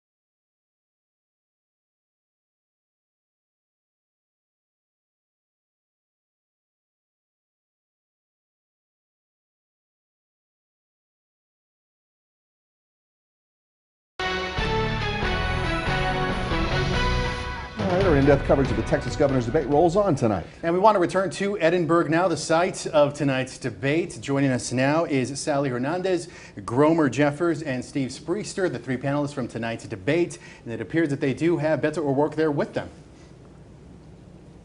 We do, yes. Hi, guys. Yeah, he walked into the stage just a short time ago. Mr. O'Rourke, welcome back. Thanks for having me back. You know, I just want to let our audience at home know that we invited you and Governor Abbott back to the stage to, you know, talk about anything you wanted during this post-debate show. Why did you decide to come back? Well, one, I want to make sure that I have a chance to continue to answer your questions. I think it's important for anyone seeking this position to be held accountable by those that they want to serve. It's why I hold open to the public town hall forums all across the state, in really big cities, in really small rural counties. I want to listen to and answer to those who are going to put me into this position and make sure that I can deliver for them. And so We would love to have more debates. The governor's only agreed to this one. We've accepted 4 more invitations. So any chance I can get to share what I think we can do together for Texas, or to answer questions from those who are seeking to make sure that we hold public leaders accountable, I just think that's the right thing to do. Well, let's talk about tonight. I know you love the town hall format. The debate format with no crowd is not always your favorite thing, right? I mean, so what were your goals tonight? Did you think you accomplished them? What did you set? What did you want to do? And how do you feel afterwards? I want the people of this state to know that after 8 years, Greg Abbott has failed us. He failed us on the grid. It killed 700 people. Our utility bills have gone up.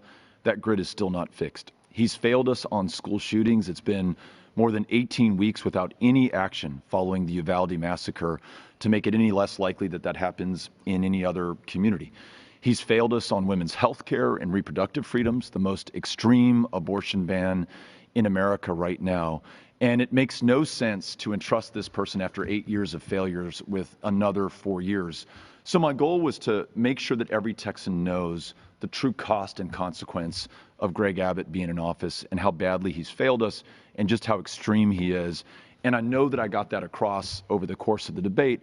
And I think that gives people an opportunity now to vote for change.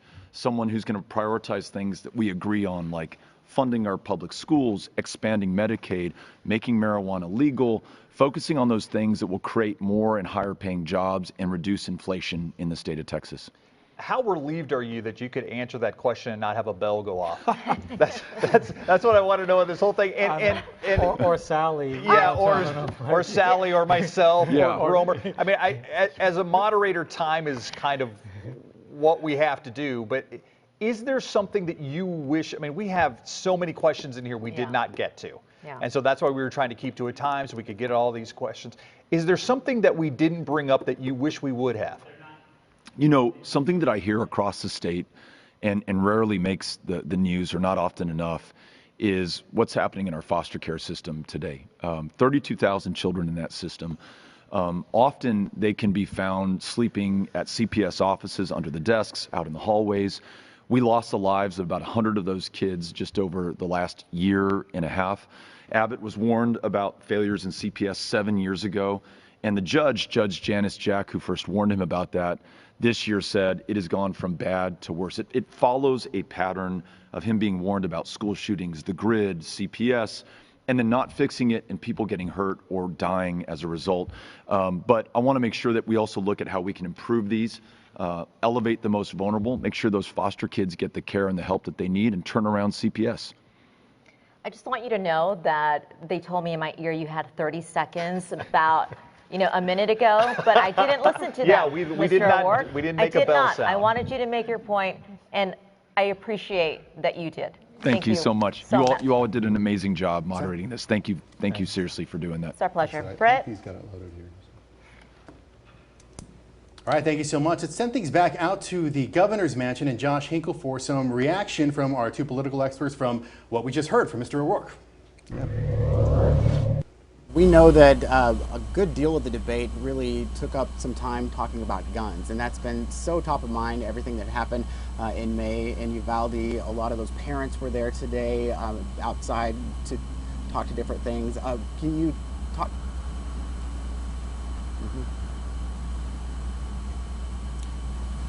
All right, I think we're still with you guys, but John, could you respond to how you thought the candidates did when we were hearing what they had to say about guns? Sure, absolutely. Well, first of all, I want to point out that candidates only come back out to spin if they lost the debate, so that's a real problem for Beto.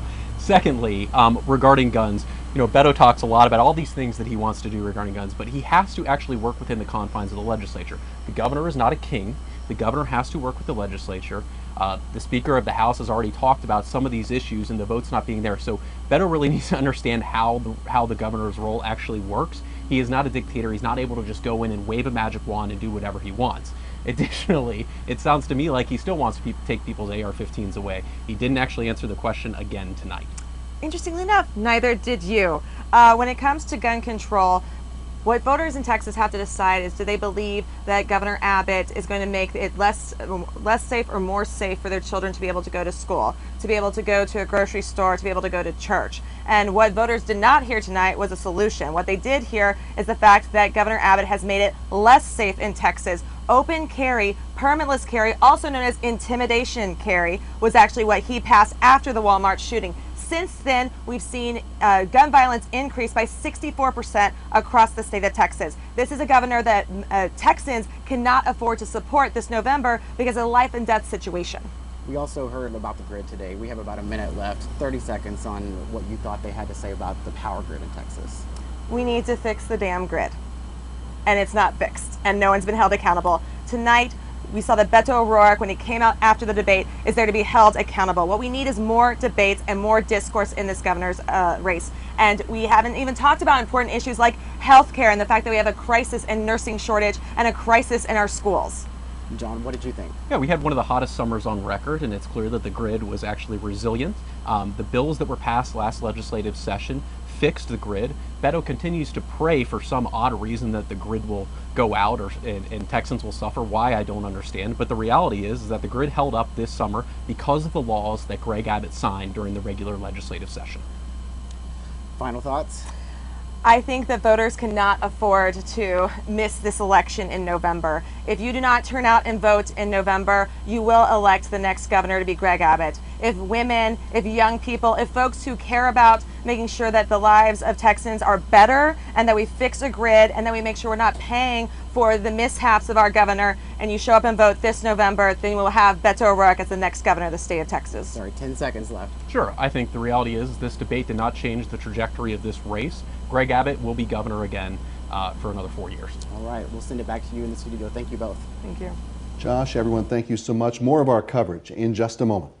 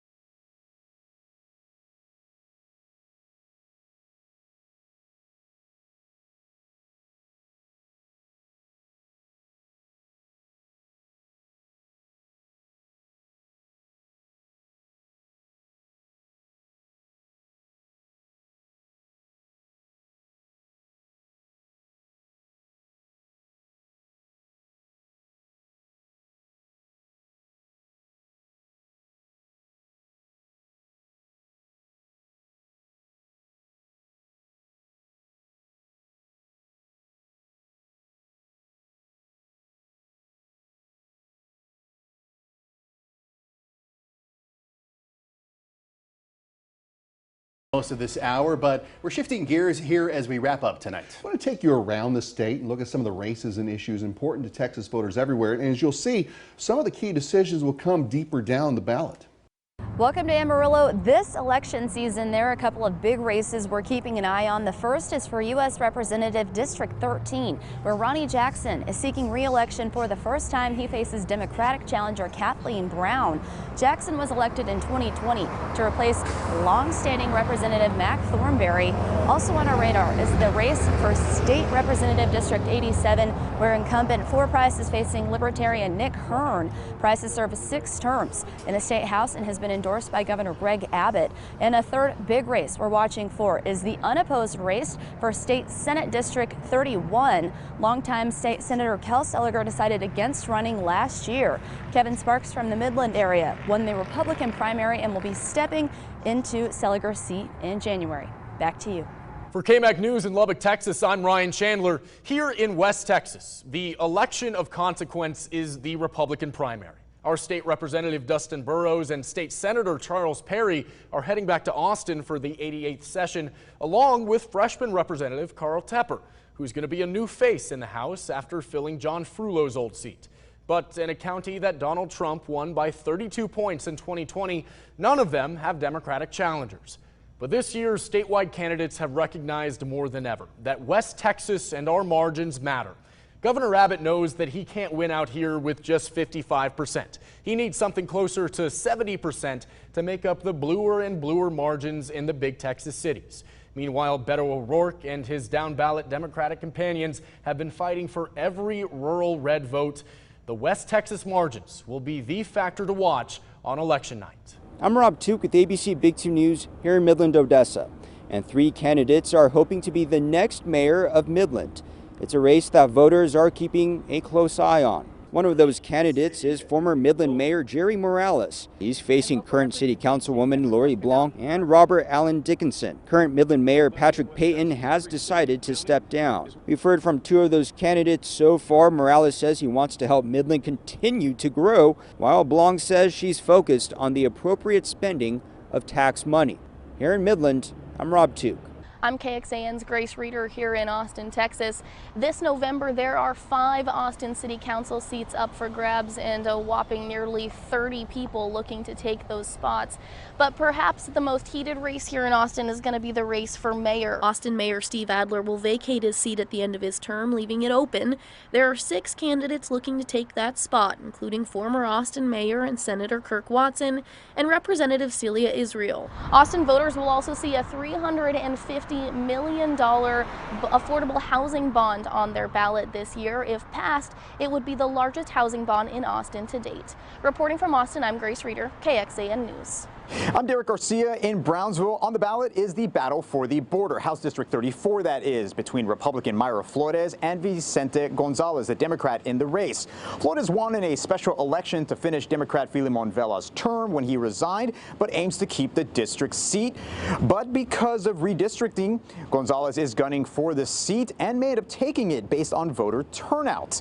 Democrats in this district do turn out to vote. For example, when Vela won in 2020, he had 111,000 votes. The Republican in that race, Ray Gonzalez Jr., had 84,000. When Flores won in the special election, she had 14,799 votes. The Democrat in the race, Dan Sanchez, had 12,606 votes. This race has a lot riding on it because the GOP wants to take the border. Will a Democrat take it back, or will the Republicans reign? We'll find out on Election Day. And as you saw, many of the important races for local communities go beyond the top of the ballot. So it's a good idea to know in advance what's at stake before you go to the polls. And there are some important dates coming up soon for this election as well. Remember, the last day you can register to vote in the election is Tuesday, October 11th. That'll be here before we know it. First day you can vote early, Monday, October 24th, which runs then through Friday, November 4th. Election Day, Tuesday, the 8th. And there's much more from the Texas gubernatorial debate and post-analysis. You can stay up to date and informed on what the candidates are saying by watching the full event right now. Just look for this story in the politics section of this station's website. Thank you so much for joining us for our special coverage of the Texas governor's debate. Remember to stay informed, stay engaged, and make sure to exercise your right to vote. Good night, everybody.